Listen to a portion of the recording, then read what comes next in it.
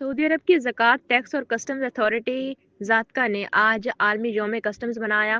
اس سال کا موضوع تھا کسٹم چوکسی اور ذمہ داری کے ذریعے معاشرے کا تحفظ۔ تقریب میں کسٹمز نظام سے وابستہ مختلف اداروں کے نمائندوں نے شرکت کی۔ تقریب سے خطاب کرتے ہوئے ضابطہ کے گورنر انجینئر سہیل بن محمد ابانوی نے کہا کہ کسٹمز کا نظام معاشرے کے تحفظ اور قومی سلامتی میں اہم کردار ادا کرتا ہے۔ انہوں نے بتایا کہ کسٹمز نہ صرف تجارت کو آسان بناتا ہے بلکہ عوام کو بہتر سہولیات بھی فراہم کرتا ہے، جو سعودی ویژن 2030 کے اہداف کے مطابق ہے۔ انہوں نے مزید کہا کہ ضابطہ جدید ٹیکنالوجی، ڈیٹا تجزیے اور جدید اسکیننگ آلات کے ذریعے کسٹم نظام کو مسلسل بہتر بنا رہا ہے۔ ان اقدامات سے اسمگلنگ، غیر قانونی مالی سرگرمیوں اور ممنوعہ اشیاء کی روک تھام میں مدد مل رہی ہے، جبکہ تجارتی سرگرمیاں بھی بغیر رکاوٹ جاری رہتی ہیں۔ گورنر نے کہا کہ ضابطہ نے تجارت کو آسان بنانے کے لیے ملکی اور بین الاقوامی اداروں کے ساتھ شراکت داری اور معاہدے کیے ہیں، جس سے تجارتی نظام مزید محفوظ اور مؤثر ہوا ہے۔